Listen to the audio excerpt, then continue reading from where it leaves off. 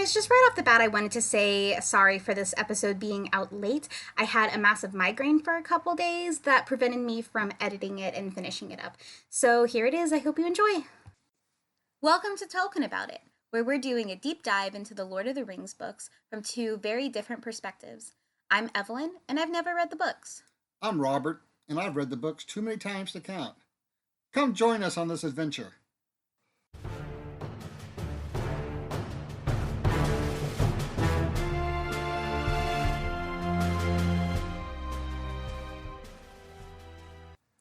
Hey everyone, I'm Evelyn. And I'm Robert. And we're talking about it. Before we get started, we have a quick announcement. Something exciting. Yes, very exciting. We have stickers! Yay! They're just simple stickers of our logo, but they were requested, so the people who requested them already got it, but they're available for only $2. Only $2. Yeah, so support our podcast and help spread the word of the podcast and get some stickers. Yeah, sounds like a good idea to me. Awesome. And something else that's a good idea is we're doing something a little different this episode. We are? We are going to do 2 chapters. 2 chapters. Now, in all seriousness... Is that because the stickers are only $2? In all seriousness, the reason we're doing it is because we realized the last couple episodes have been a little on the shorter side. And so, from feedback from you guys, we're going to do 2 chapters in a longer episode. And you guys let us know what you think about it. If that's the way you prefer it, or if you would prefer us going back to just 1 chapter an episode. Okay. You ready to roll? Yes. Oh, though I did want to mention, I made predictions before reading the 2nd chapter. I wrote down my predictions before I read the 2nd chapter. That way, I still have no idea what's coming, and I can still make predictions and see how wrong I am. Okay, sounds good. All right. Speaking of how wrong you are. Prediction time! So the predictions were that Merry and Pippin were going to get chided for being a little too loose-lipped. I predicted that Gandalf was going to show up, because I still think he's going to show up right now. And that it was just going to be a pretty straightforward chapter with just not necessarily an information dump, but we'll get important information. And now that we're at point B, we'll learn how to get to point C. Okay. So I thought it was just going to be a pretty straightforward chapter. Okay. Sounds good. But... not including the twist that I already know from my own spoiler. Right. You're right. Which we will get to. Because what's the name of this chapter? Strider. Yes, it is. And we're going to learn about him. So real fast. So in the original 3-volume set with all the 6 books in it, there are appendices in them. Okay. And in one of the appendices, Appendices A, it talks about when Strider was born. Okay. I mean, it gives a birth date. He does say that he's older than he looks. Right. He's 87 years old. Dang. Okay. So, yeah. So if you figure it out from when they left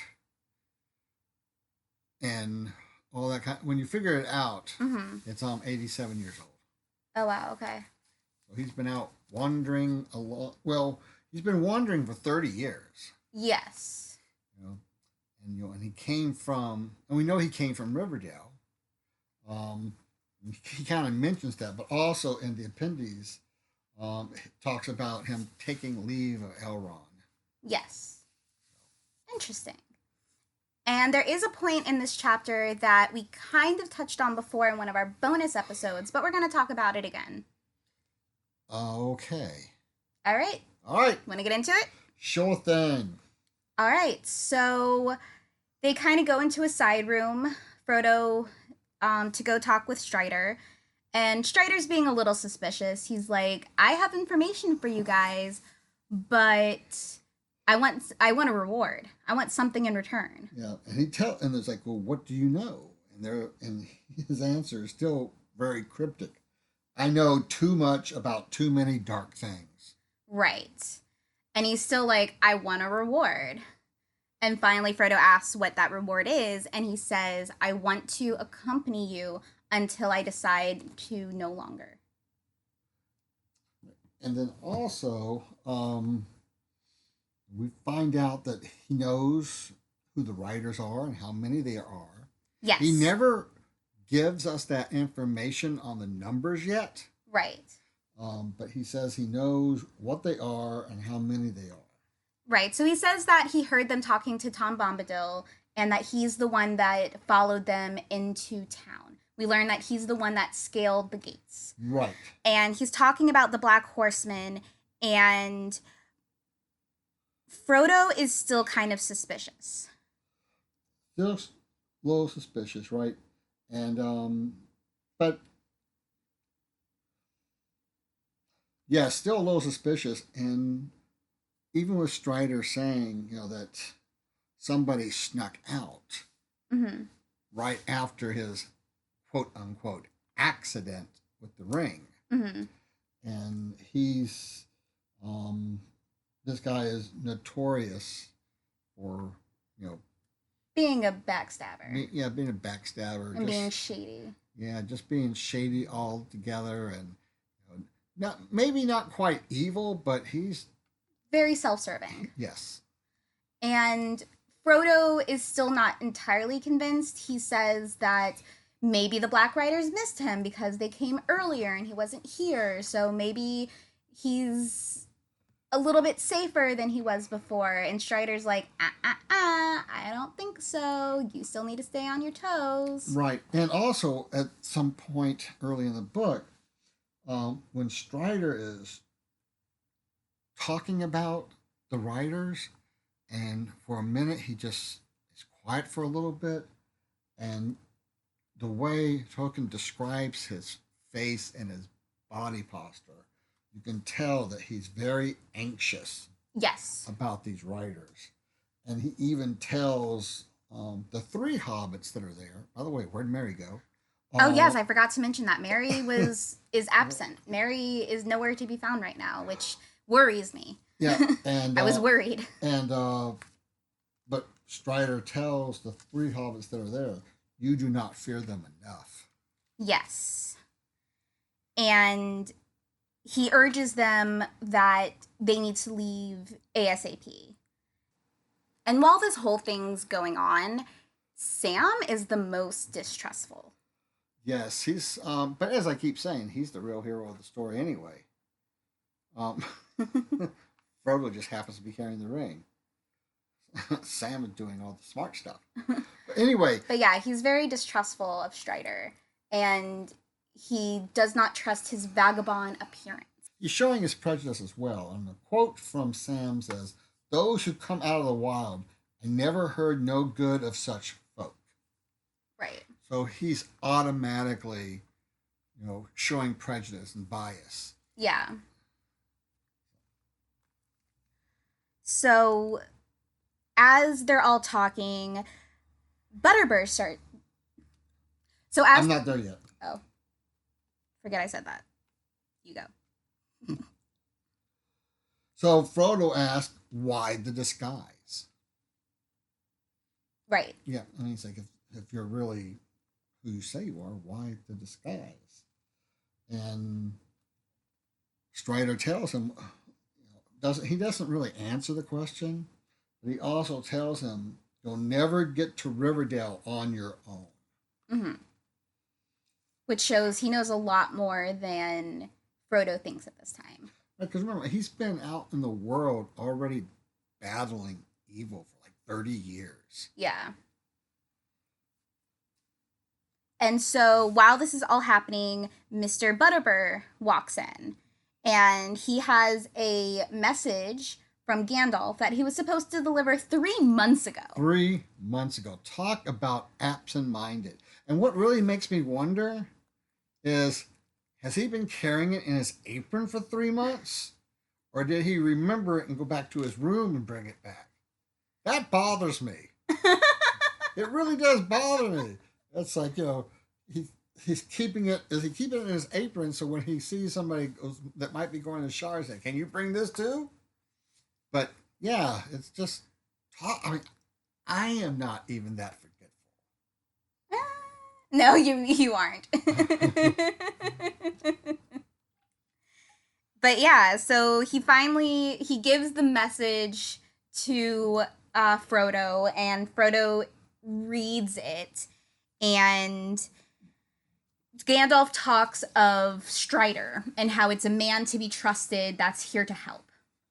And one of the best poems is in the entire book series is written there. So it's it begins, all that is gold does not glitter, which is kind of the opposite of the saying, all that glitters is not gold. Right. But I mean, a lot of people know these first two verses and don't even realize where it comes from. I actually recognize not all those who wander are lost, and I knew it was Tolkien, but I always thought it was just a quote he said. Right. And I mean, even your mom, my wife, Jennifer, has a shirt that says, not all those who are wander are lost. So I mean that's how. Yeah, that's how popular it is. Yeah. So here's the poem, in case you didn't read it yourself. All that is gold does not glitter, not all those who wander are lost. The old that is strong does not wither, deep roots are not reached by the frost. From the ashes a fire shall be woken, a light from the shadows shall spring. Renewed shall be blade that was broken, the crownless again shall be king. So this is very interesting. It really hints that Strider, who the note says his real name is Aragorn, is someone who is going to be very important, has a deeper history than we're gonna know for a little while. It hints that there's greatness that's gonna come from him, and that he's truly just a man that should be trusted and is going to help and be something great. Which, and this is the opposite of what the innkeeper thinks too. Right. Because The innkeeper is very suspicious of him as well. Yeah, he's saying you should. He's telling the hobbits you should stay here. Right. And then Strider drops the microphone. Mm-hmm. He says the black men come from Mordor, and he's been working against the shadow in the east. Yes.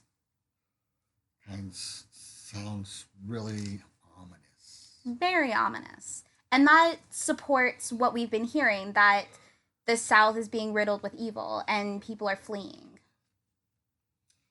So, and then this is another, of course, they're hobbits type of thing. As they're talking about getting on the road first thing in the morning, Frodo says, have breakfast ready for us. Yep. I mean, even though they're scared to death, they're still thinking about their tummies.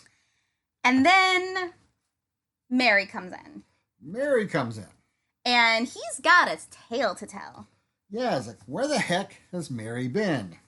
Turns out he had heard about some black riders, and so he decided to kind of follow them and see what was going on. And there's a great line that I love where Aragorn or Strider or whatever is saying that he must be either very brave or very stupid, and Merry says neither brave nor silly. Where it wasn't a silly notion or a brave notion, it was just something he knew he had to do. Right. And so yeah, it's interesting too that Merry comes back and he just says, I have bad news. Right. I mean, I have horrifying news. I have news that will make you tremble. Sounds like it would be something better said, but he's just like, I got bad news. Right. He's very blunt about it, but almost underselling it. Right. And it might be because this is the first time he's ever seen anything like this. Bad. And he's probably never even thought of any other words about evil and bad and stuff. Just is so locked into his life as a hobbit, he doesn't he's not able to articulate something other than Hmm. bad news. Yeah, that's true. But the bad news is the riders are coming for them. Right, the writers are coming for them. We still don't know how many yet. Uh, so, a couple of things. So, one of the things that we kind of skipped over here is that Strider, who we now know as Aragorn, son of Arathorn, has this broken sword. Yes. We know that. And the other thing is that he mentions that the enemy has set traps for him before. Yes. So he knows a little bit about what he's talking about. Not only that, but he mentions the ring. That's right. He mentions the ring too. So even he knows that. And then also, it's at this point where Frodo is kind of, Gandalf would be here. And Strider's still thinking it too. Gandalf would be here. He must. He should be here. Something terrible must be happening. Right. He hasn't been here in the last 3 months. Yeah. Especially with earlier chapters, how he was so overprotective of Frodo. Right. And then Strider, lays out a plan. Mm-hmm. But before he lays out the plan, he says, with Sam's permission. Yes. He realizes that Sam is the one that he really needs to win over. But they plan to go to Weathertop. Okay. Okay. So, if you've ever played The Lord of the Rings online, which I have not. So that might be a fun bonus episode, me trying to learn how to play it. Weathertop is in it. Weathertop was the first place my character died. Okay. Because up until that point, I've been able to jump from third story windows and stuff and survive. So I was being chased. I figured I can just jump off a Weathertop. Nope. I died. But anyway, the way they have it illustrated in the game really gives you a good feel about this being an old place. So go back a little bit again. Merry recounts his story. So he talks about going out the inn and looking around. And as he's looking around a corner, all of a sudden he drops. Yes. And he feels himself being lifted up to be carried or something. Mm-hmm. And then all of a sudden he's back down. Right. And Nob finds him. Mm-hmm. Mary's like, I have no idea what came over me. And Strider says it's the black breath. Right. And then at this point, Nob, who's not as foolish as we thought. Right. Which, I don't know if we mentioned him before. He's the Hobbit assistant to the innkeeper. Right. I don't think we mentioned him in the last episode, so I just wanted to clarify who he was. Yeah, that's a very Hobbit name, too. It is. Because I think the reason we didn't talk about him last chapter was we didn't think much of him. Right. And I wonder if he... it's not spelled like knob, like a doorknob, but it makes me wonder if he's shaped that way. Mm-hmm. Big in the middle. Right. So, or just being a knob head. Yeah. So maybe he's wearing a man bun. That's where he gets the knob from. Sure. Sure, why not?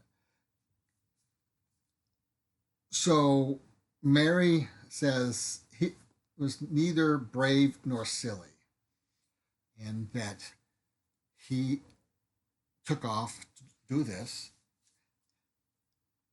And after Nob got him back, we find out Nob's already made up the bed, still looked like somebody sleeping there. Right. And he even is proud of the fact that he took an old brown mat to look like Frodo's hair. Yes. Oh, and Mary says while he was out, he had an ugly dream. Yes. Which I can't really remember because I don't know what came over me. Right. So what will happen? Asked Mary. Are they going to attack the inn? And Strider says, I don't think so. They're not all here yet, which again shows that there's definitely more than. Yeah, and it makes it sound like it's at a scary level. Yes. Too. Because we've only seen like 1 or 2 around, never more. Right. So if they are congregating, then they're pretty sure they know where Frodo is at this point. So Strider says, let's hope we can hold the fort until the morning, because we don't want to travel at night. Yes, and that's something that Gandalf's letter said, is that they don't travel at night, do not use the rain. And it was interesting, too, because it says their bags and their gear were all piled up on the parlor floor. Mm-hmm. So that means so they can just grab it as they ran out the door. Right. Instead of being in the room or wherever they're actually going to sleep. Yeah. But one of the things that really interested me, I never thought about it before. But, it says, peering out, Frodo saw that the night was still clear. The sickle was swinging bright above the shoulders of Bree Hill. Right, and that's something that in my book, it explained what the sickle was. It's basically their version of, like, the Great Dipper or Big Bear, like the North Star. Well, not the North Star. I mean, it's like the Big Dipper, where it looks like a sickle that you would swing to cut. Right. But calling it the sickle even kind of alludes to death. Yeah, that's true. Because our Western imagination of what death looks like is dark robe and carries a sickle. See, I didn't even think that. I was just thinking that it just shows how much farming is a thing in hobbits. That's what I got from it. Oh, yeah, that's a different way to take it, too. I didn't think about it that way. Just that with hobbits being so into farming and that simple lifestyle, that's would make sense for them. But it could honestly be both. Knowing Tolkien and how he likes to use, like, wordplay, it could easily be both. Right. And then as they get ready to settle down, they fill Mary in what went on. Right, with Strider and everything. Yeah. And Mary goes, jumped over the moon. Very ridiculous of you, Frodo. But I wish I had been there to see. Oh, so he missed the accident. Yeah. I didn't realize that until just now. Yeah, he left much He earlier. left much earlier than I thought he did. Okay. Yeah, because I think... That's right, because it was just Sam and Pippin who were telling stories, not Mary. Mary, correct. Yeah, that's right. Okay. And so the chapter ends with Strider saying, I hope so, when it's mentioned that they can get a night's rest and so forth. Right. And then they all fell silent, and one by one, the hobbits dropped off to sleep. Right. So these hobbits are really going to have to learn how to have more stamina. Yes. Yeah. I mean, for sure. They're worried about a hot breakfast in the middle of this crisis. Yeah. They can't wait to fall asleep. Mm-hmm. And even though with all that would be going on in my mind, I would probably toss and turn for a few hours before my body finally made me fall asleep. Right. With my anxiety, I don't know if I would have slept at all. Right. And I know Frodo's anxious, so that just shows how Hobbit-like he really is. Even though they say he's not like other Hobbits, this is still very much a Hobbit trait. Correct. Just the idea of the comforts of home. Right. And even if you're not home, you can still cuddle in a blanket and fall asleep. Yes. So before we move on to this next chapter, I need to make some predictions. Okay, predictions are... So my predictions for this next chapter that I wrote down, that obviously I know if they are true or not by now, but the predictions I wrote down was, so the next chapter is A Knife in the Dark. A Knife in the Dark. That doesn't sound... Good at all. Not at all. So I need to make some predictions before we go into it. So obviously I already read it, but I wrote predictions down before I read it. You know, a Knife in the Dark would be a really good name for a band. Ooh, that would be. All right, write that down for the band you'll never make.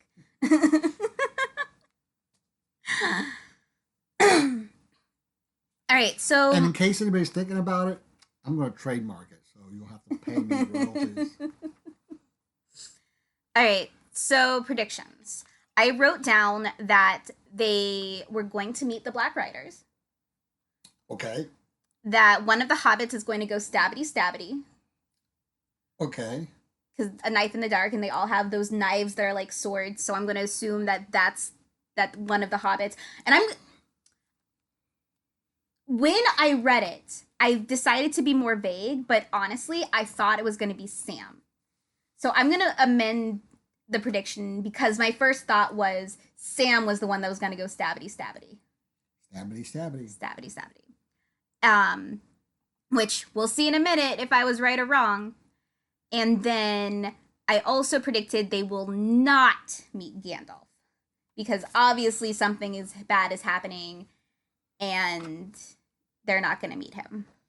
Right. Okay. So we'll take a quick break and then come back with the next chapter.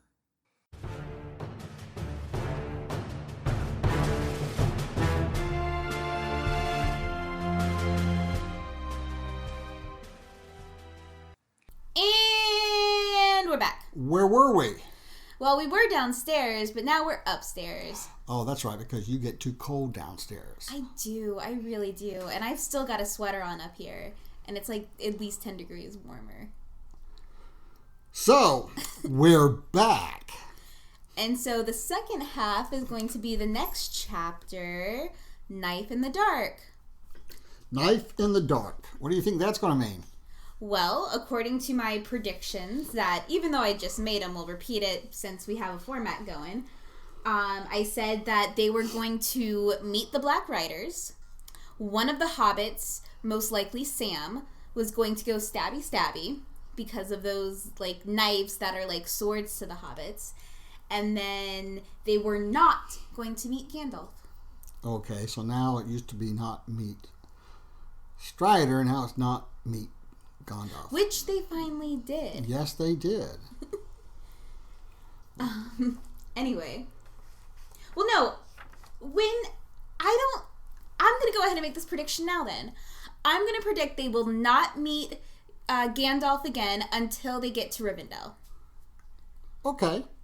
That's where I feel like this is going. Okay, well, that's where they're supposed to be going. I know from movie knowledge they do get there eventually. Okay. But I don't remember if they meet Gandalf before or after. So I'm going to say that they're not going to see Gandalf again until Rivendell. Okie dokie. All right. That is on the record now. Anyway, so Knife in the Dark. Knife in the Dark. Well, it's interesting because it starts out with a dream, and it's Fatty's dream. Yes, I thought that was really interesting. Yeah, and he's anxious and hears sounds of horses and so forth like that. He's very fearful and anxious. Yeah. So now, some information to add here. In manuscripts at Marquette University, which has a large collection of Tolkien writings and stuff, but also a huge collection of Tolkien fan stuff. Oh. So that's a possible road trip. Ooh. Where is this again? It's Marquette University. And where is that? It's in Marquette University. Road trip. Okay. So, but there, Gandalf talks about the hunt for the ring by the Nazguls. So he names them already, not in the book, but in his notes. Right, and those are the Black Riders, right? Yes. Okay. Yep.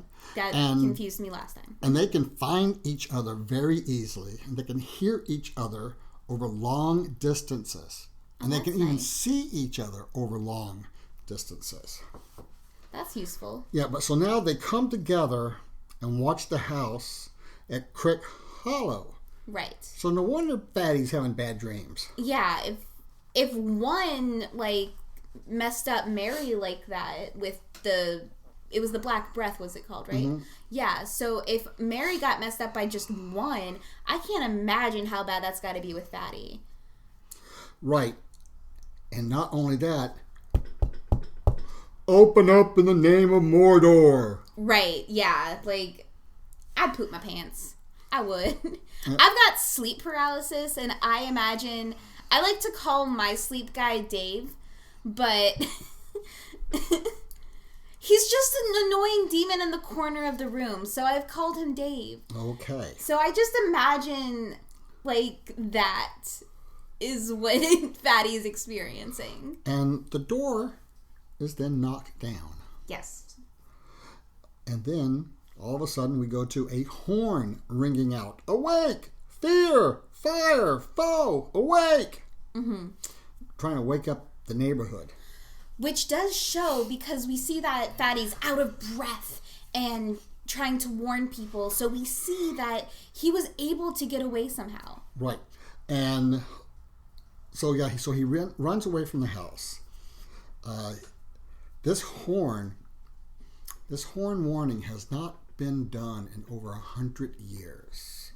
Yeah, it seems like something that is not very common for hobbits to have a disaster, I guess. I mean, the biggest thing I think would be like a fire. Right, that's even part of the call is fire, like a large property fire, and even that doesn't sound very common for them. Right. And then also Tolkien writes about that Sauron now knows where the Shire is. Okay? And so remember that Sauron knows where the Shire.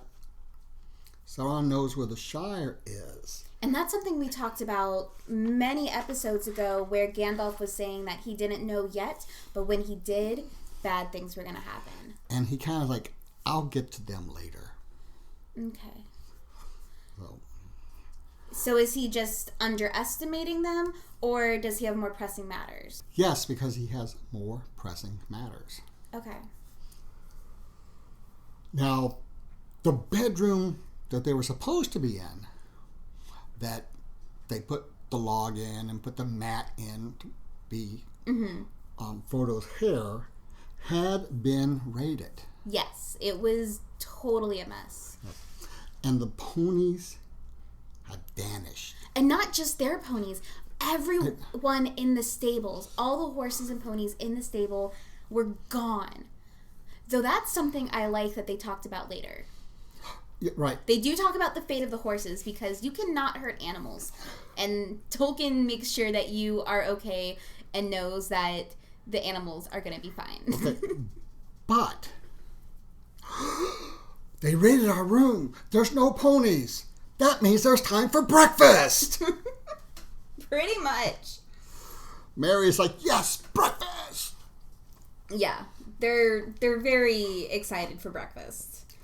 So Because they're knowing that this is going to be their last truly warm, homey meal for a while. right. Now, they end up finding the only pony in town. And guess who has it? The guy we haven't talked about before. Yeah, we did. Did we name him? Yes. Bill Fernie, he's the one that snuck out. Oh, we did name him. I was going to say he was the guy that snuck out. I just didn't think we talked about him. Yeah. Okay. So we did mention him before. Yep. But yes, the pony belongs to him, and he's a crook and demands 3 times the money that the pony is worth. Right. And the innkeeper feels so bad about this because all of those ponies that are gone were in his stable, under his care. Right, and that's like most of the ponies in the entire town stabled with him. Well, even the visitors. Yeah. So he pays out. Yeah. Because it's my fault. Yeah. You know, and I feel so bad for the innkeeper in that moment, and he he's pays such an out. honest guy. Right. But it does work out for him because they eventually show back up with who? with Tom Bombadil. Tom Bombadillo. So the ponies eventually find Tom Bombadil, and Tom Bombadil, after hearing about what the innkeeper had to go through, sent them on their way to him. And I think that was just so sweet and nice. And yes. I'm glad that the innkeeper got something out of it. Right, so he essentially paid for the horses. Yeah, he already bought them, so now he has them to sell again. That's true. Or rent out for work. Oh, rent out for work. Well, you don't rent out ponies for work. They're too small to work. Oh. And the crowd, this very secret mission, the crowd shows up to see them off. Yes. They are, and they're staring at the hobbits. They're gossiping about them, whispering about them. Well, I think it's also because they're with Strider. True. Who's very well known for being a loner. Right. And this pony that they bought, in just these few hours being under the hobbit's care, already starts to look better. Yes, because it's been misused, and you don't misuse animals, because that makes you a bad person. Yep. And as they're passing by, Bill Ferny is kind of giving him the stink eye. Mm-hmm. Sam takes one of the apples out of his pocket and throws it, and he hits him right in the head. Right, I loved it. and Sam is even, and I'm not sorry I wasted that apple. Right. He later says he wishes he had another walking apple, but right. But he's not sorry that he wasted that apple at all. But yeah, so they decide to leave at once, and then they have to carry enough food because Strider's like, look, guys, we gotta make it to Rivendell. And it's so important. And that's why they needed at least a pony to help pack some of that stuff. Yeah, because it's at least a 2-day trip. They're gonna, or not a 2-day, a 2-week trip. So with them leaving, they have to pack everything that they need to eat for about a 2-week trip because Strider has made it very clear they cannot stop again until they get to Rivendell. It's so important. And he also says there's stuff to eat that you can get basically from the land on the way. Yes, he does say that he's a good hunter and he knows the plants and everything so that they do have options along the way. And of course, Sam, being the real hero of the story, says, well, I can carry twice as much as the normal hobbit. Right. I thought that was really sweet of him. And but that's also why we needed the pony. Yes, that's so the pony, exactly why we needed the pony. So some they of could those carry as well. Some of the food. So then we get to a couple, 3-4 nights down the road, and they're close enough to Weathertop where they'd be able to get to it the next day. Right. So, and while they're trying to fall asleep, Strider, of course, is still up. Mm-hmm. And Frodo can't get to sleep. And they see off in the distance this light show. Mm-hmm. No, they're not. And what is that? What's that light show?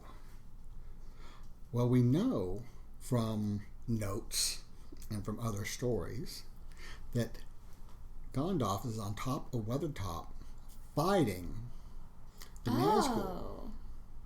Okay. So that's what's happening up there, and that's what they see. They don't know that's what they see. Gotcha. But that's where Gandalf is right now. That's where Gandalf is right now. Okay. Yeah, so they're traveling for a few days, and they're being plagued by bugs the entire time. Right.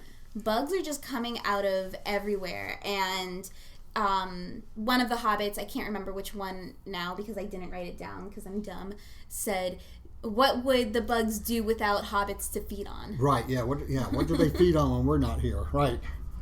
And Frodo is actually losing weight. Yes. And something he hasn't done in a long while. And that was something I found interesting too, is that he's always been thin for a hobbit. And tall. And tall for a hobbit, yes. Which is very much his heritage. But yeah, he's losing weight. And that's not necessarily the food, but also the anxiety, I would think. Right. And so Strider says we need to find a plane track. Okay. All right. And so they start weaving their way towards the tower. And Pippin actually pipes in with worry that there might be other Barrows around. Right. And they have a good reason to be worried. Yeah, they did not have a good experience the last time. So then we get a little song again. Yes, we get a whole story. Yes, we get a whole story there. So the original story that they wanted to hear, I thought was interesting because Aragon said, not in this time of evil. Right. So he instead gives them a story about Gilgalad. Right. Did you want to summarize it? Because we're not singing the entire Well, no, I'm not. Yeah, It's long. and I'm not even going to summarize it. They can read it, but I want to talk. I want to give you some of Tolkien's notes on it. Well, then I can summarize it real fast. Yeah, will you summarize it real fast? So the summary is simply about the story is simply about an elf woman who falls in love with a mortal and decides to become human and mortal to be with him. So it's kind of a bittersweet love story. Right, and yeah, it's part of the larger epic of the fall of Gilgalad. Right. And you do not speak the name of Mordor. Right. That is something we learned too. So they reach the hill. Yes. And they leave Sam and Pippin with the pony. Yep. Merry, Frodo, and Strider climb the mountain. And they find some runes. They find some, well, not ruins, they're just markings. More markings. Because Strider says if they were done by the Rangers, it would be runes. Oh, I misunderstood. Because I thought that Gandalf uses that G rune. So... Or can they... Oh, but they were saying they couldn't decide if it was a G or not. They couldn't decide if it was a G or not, and then it has 3 strokes. Right. And in the notes, we find out that's G for Gandalf, and that he was there for 3 days. Well, though, even in the story, that's what Strider kind of understands from it. That's what he thinks it is, and then the notes confirm that's what it means. So he was there for 3 days, and they're like, this was written in a hurry. Gandalf isn't here to meet us. There's something wrong here. He was in a hurry. Something happened here. And Strider even says he thinks there was an attack here. Right. And not only that, when they first get up there, they say, nobody's been up here in a long time. Mm-hmm. And Strider goes, no, somebody's been here battling in the last 3 or 4 days. Yeah.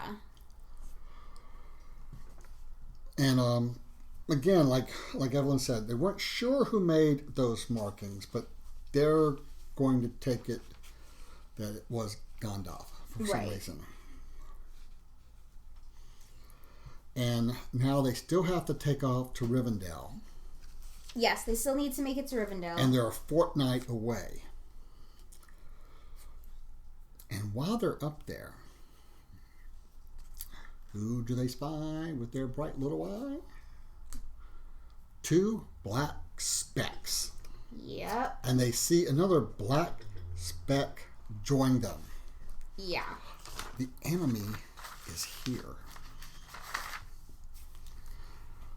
So they do attempt to rest a little bit, but a feeling of... So they do attempt to get some... We have ravens outside our window going, caw, caw, caw, No, caw. that was someone screaming in a car. Oh. Yeah. All right. Start over. I'll start because you skipped something. Okay. So while Sam and Pippin were down there looking for water, they found traces of fire and also found some firewood. Right. Now, rangers have been there and had left the firewood.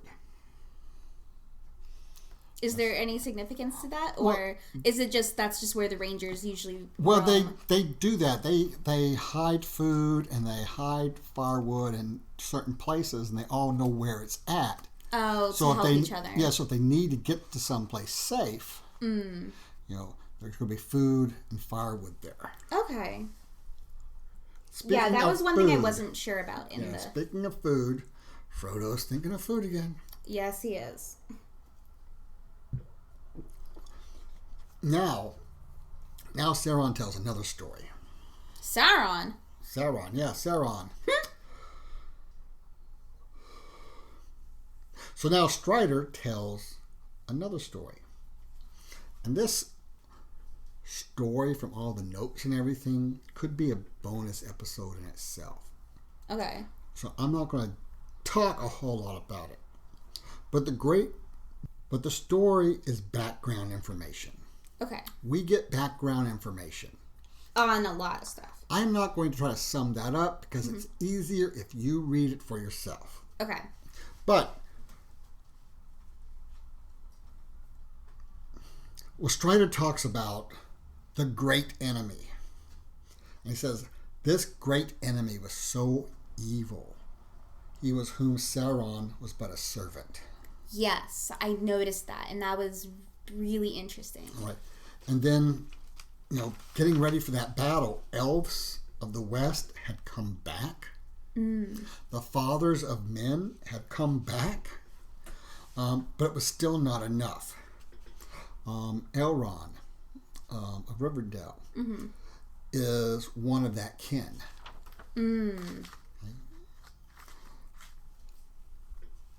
Now, while they were settling down, Frodo begins to feel a cold dread. Yes. Sam comes running back because he felt afraid. Not that he saw anything, he just felt afraid. Right. And then Merry sees 3 black shapes. The Black Riders are here. And they see a shadow rise. Frodo was so scared. He was so scared. He was so scared. OMG, how scared. Sorry. Frodo was so scared. He thought about putting on the ring. Yes. But he remembered Gandalf's words and what happened at the barrow. Right. And Sam was aware of Frodo's moment of crisis. So he's trying to figure out how to calm him down. But Frodo gets more wound up. Right. But Frodo gets more wound up and he puts on the ring. Yes. And it does just the opposite.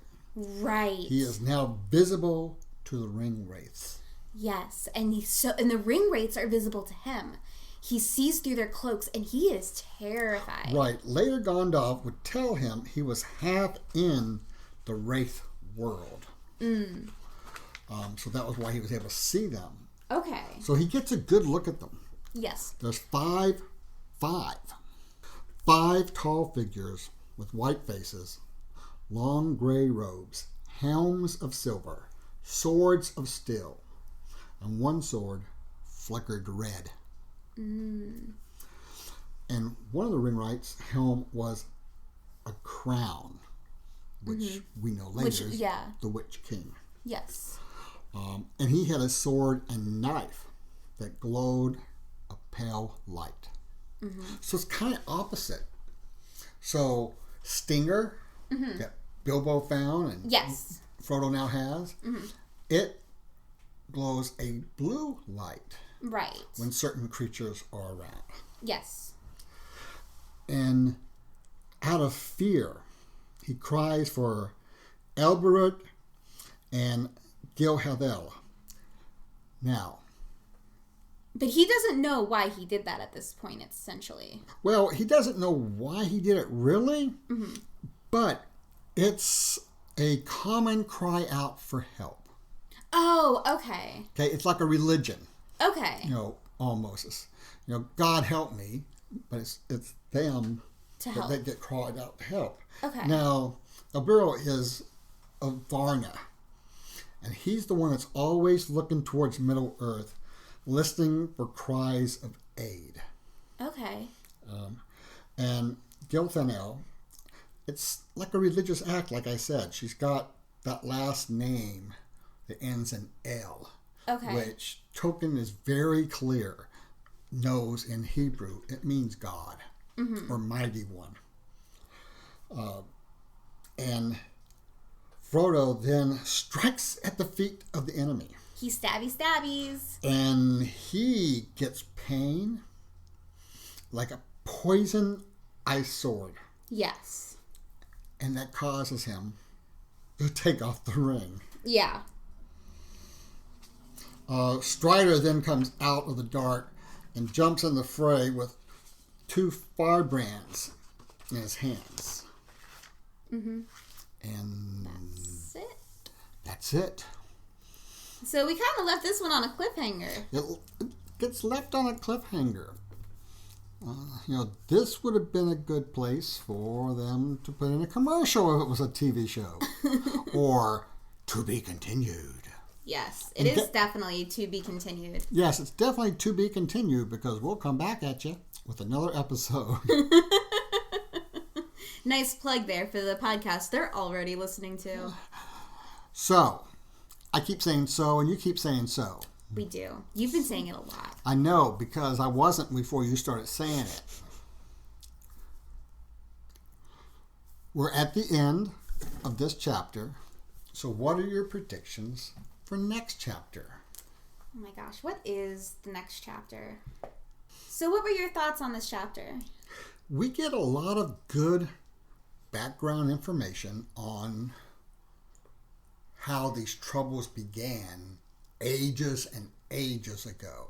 Okay. We get an idea of everybody's character a little more. Mm-hmm. Frodo seems to not be as confident as he was when he left Bag End. Yeah, for sure. Mary is starting to show, some signs of not leadership, but maybe gallantry. Yeah. We get Sam, who he's able to feel the environment around him, basically. Yeah. He can tell just from their presence that something's not right and it scared him. Mm-hmm. So, and he runs back to help protect Frodo. Yes. And he's even watching Frodo enough that he sees Frodo having this angst before he puts on the ring. Mm-hmm. So we're getting a really good idea of how everybody is. Yeah.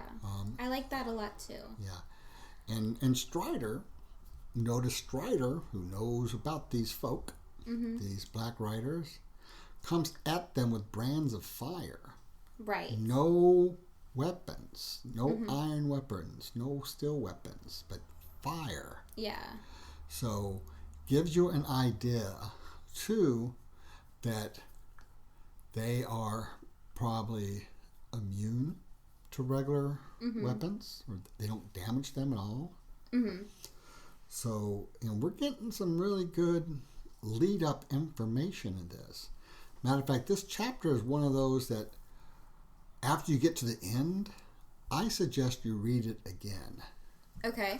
Now that you have how the chapter is going to end, you can get a better idea of where you're going and why you're going. Yeah. Because those 2 spots of storytelling seem to be just page filler. Which I will admit, I saw it, I'm like, oh my gosh, not more.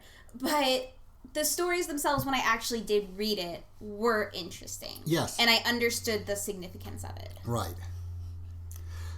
So I believe we're going to wrap up now. So, predictions. Predictions. My favorite part. I just realized this is an audio format and they couldn't see me roll my eyes. So this next chapter is Flight to the Ford. So they're going to end up in a Ford pickup and just drive to Rivendell with no questions asked. That's what I was going to ask. I was going to ask you if it was going to be a 150 or a 250. 250. Oh, okay. Of course. Okay, for realsies. By the way, Ford, you can send us the money whenever you want. We like Ford. I used to drive one. For realsies. Oh my gosh. I'm going to assume they get somewhere called Ford. Though looking at the word Ford, I can't help but wonder if it's like the Norwegian fjord. If that's just what it reminds me of. So I'm like, is this going to be like a cape of some sort? Like high cliffs? So that's just where my mind is going. Okay. Especially knowing that Tolkien knows about that region and that area and studied it. Okay. So I'm going to go ahead and guess that they're going to end up in an area like that. Like a fjord. A fjord. Yeah. Not a ford, but fjord. A fjord. So I'm going to make that prediction. Oh, Lord.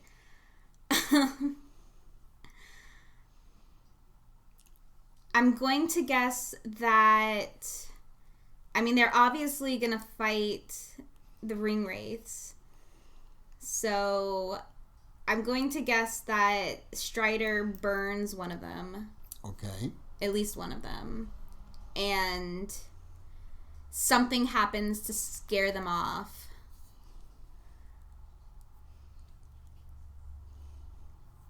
And I'm going to predict... I need a third prediction. You need a third prediction. What would be your third prediction? That there's another song in the next chapter. Well, you heard it here first, folks. I don't have another prediction. I don't know. They're like, the Black Riders are finally here. They're fighting them. I honestly don't know. Are the Eagles gonna have to swipe in and save them? Like, I don't know. But we already talked about how they can't. Correct. But that's exactly where my mind went with, like, the Hobbit, like, out of the fire into the frying pan. It's just like, what's going to happen? What are they going to do? What kind of miracle is going to help them? These questions and others will be answered in our next episode. The same Frodo time at the same Frodo channel. All right. I have been Evelyn. And I've been Robert. And we're talking about it. And I've been very amused. I'm glad. Thank you so much for listening. I have been Robert. And I have been Evelyn. Podcasters are Robert and Evelyn Lewis. Edited by Evelyn Lewis. Produced by Robert Lewis, Evelyn Lewis, Regina, and Comic Canary. Music provided by Ben Sound. Link in the description. Support us on Patreon at Token About It Podcast. Follow us on Facebook and Instagram at Tolkien About It. And Twitter at TokenPod. Thank you all again for listening, and we'll see you in 2 weeks.